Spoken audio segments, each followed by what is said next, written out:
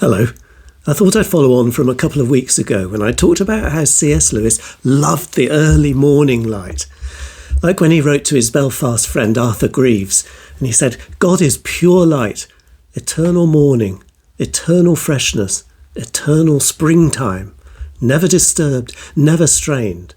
Go out on any perfect morning in an early summer before the world is awake, and see not the thing itself, but the material symbol of it."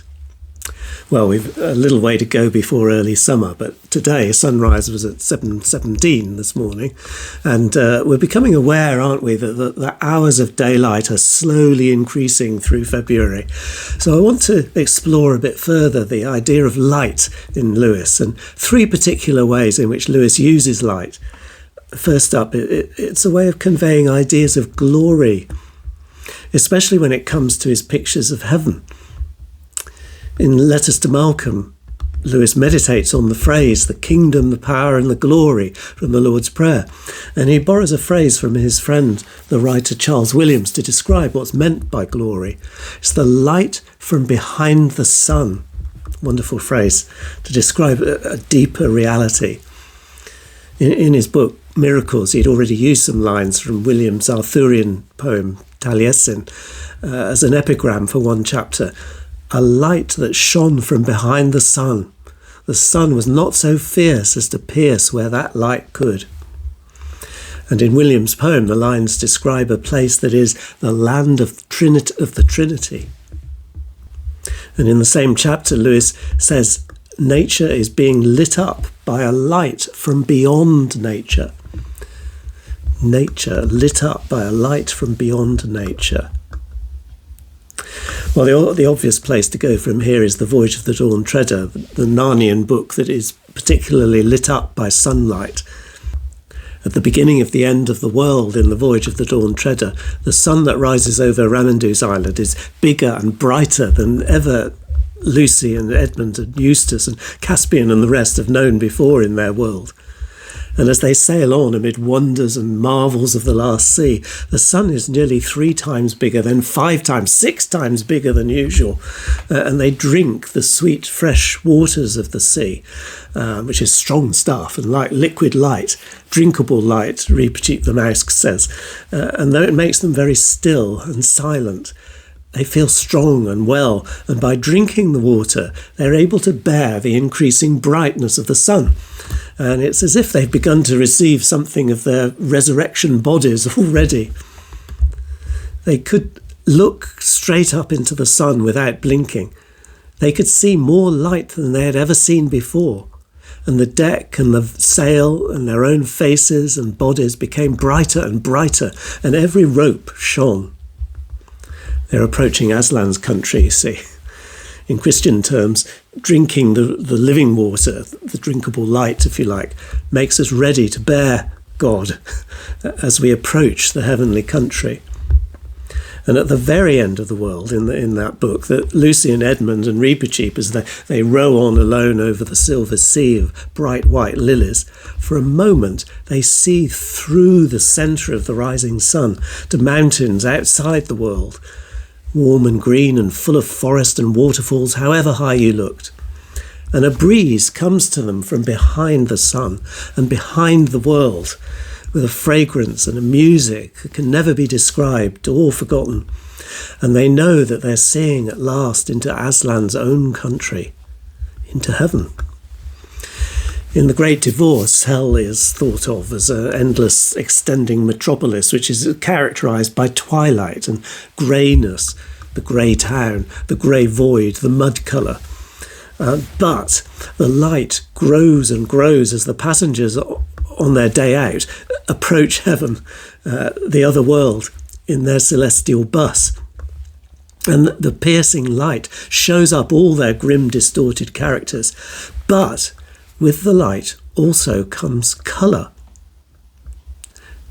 The greyness outside the windows turned from mud colour to mother of pearl, then to faintest blue, then to a bright blueness that stung the eyes, until they're at the emerald green of the edge of heaven. And outside the bus it's light like a summer dawn, and against the light people appear as stains in the air, ghost-like, while the dwellers in heaven are bright and solid.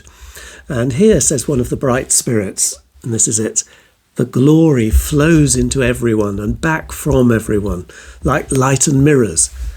But the light's the thing. And then at the end of the story, the summer dawn gives way at last to the ultimate catastrophic sunrise at the end of time. So light is used to body forth glory in Lewis. And the second way he uses light is in opposition to darkness. So, for instance, between the islands where the two stars, Koryakin and Ramandu, dwell in the Voyage of the Dawn Treader, the voyagers come upon the Dark Island, which is the most horrifying, hellish part of the whole adventure. Inside that dark, it's like a moonless and starless night. And where there's no sunlight, of course, it's very cold as well. And this is the place where dreams, where nightmares come true. So it fast becomes a place of fear. And within 5 minutes, everyone on board can sense their worst nightmares approaching. It's another vision of hell, really. And the more frantically the Dawn Treader tries to row against the darkness, the fear and the nightmare, then the more the ship seems to be held by its appalling power. The Lord Roop has been caught in it for years. It's a living death. Aslan, Aslan, if you loved us at all, send us help now, whispers Lucy into the dark. And for some time, nothing seems to change. And then suddenly, a tiny speck of light appears and casts a beam of light over the ship, lighting it up. And looking along the beam, Lucy sees something which at first looks like a cross. And it's eventually revealed as an albatross which guides them out of the dark. And the albatross is Aslan. In a few moments, the darkness turned into a greyness ahead, and then, almost before they dared begin hoping, they had shot out into the sunlight and were in the warm blue world again. And all at once, everybody realised that there was nothing to be afraid of, and never had been. They blinked their eyes and looked about them. The brightness of the ship herself astonished them. They'd half expected to find that the darkness would cling to the white and the green and the gold in the form of some grime or scum. And then first one and then another began laughing. Makes me think of the psalm, when the Lord restored the fortunes of Zion, we were like those who dreamed. Our mouths were filled with laughter and our tongues with songs of joy. It's a vision of a spiritual deliverance from whatever the darkness is in our lives, really. And one day, like the Dawn Treader, we'll emerge into the glowing sunlight suddenly and in all colour, and our mouth will be filled with laughter, and may we be astonished by the brightness of it. Lord Roop fell on his knees and kissed the king's hand. "Sire," he said, "you are the man in all the world I most wish to see. Grant me a boon." "What is it?" asked Caspian. "Never to bring me back there," he said, and he pointed astern. And they all looked, but they saw only bright blue sea and bright blue sky. The dark island and the darkness had vanished forever. "Why," cried Lord Roop, "you've destroyed it." "I don't think it was us," said Lucy. So Lewis uses light to convey glory and in opposition to the darkness. And thirdly, he uses light as an image of Christ, the light of the world, in the shape of Aslan in the Narnian world. Now, Aslan himself shines with light in the Voyage of the Dawn Treader.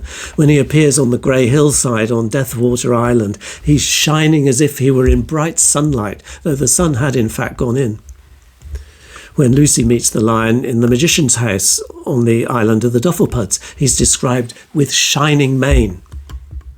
At the Dark Island, we've seen Aslan appears as an albatross in a strong beam of light that cuts through the awful darkness, bringing hope and guidance out of that trap of terror.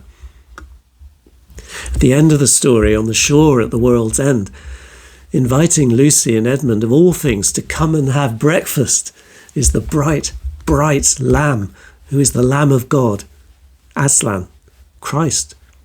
And he's so white and bright that even with their adjusted eyes they can hardly bear to look. And when he's revealed as the lion, his mane scatters forth light. It's not just in the Voyage of the Dawn Treader, of course. At the end of Prince Caspian, everything's very bright. The royal clothes with white and gold cloth and the armour with its silver and gilt and jewels are almost too bright to look at in the light of the noonday sun.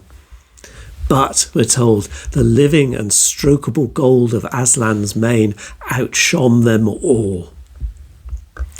When Aslan comes to Jill and Eustace at the end of the silver chair, he's so bright and real and strong that everything else began at once to look pale and shadowy compared with him. And in The Horse and His Boy, as Shasta talks with Aslan on the mountain, the surrounding dark of the night and the fog slowly becomes a shining whiteness as the day dawns along with a dawn chorus of birdsong. And then a golden light, like the sun, shines on Shasta from the lion beside him. No one ever saw anything more terrible or beautiful.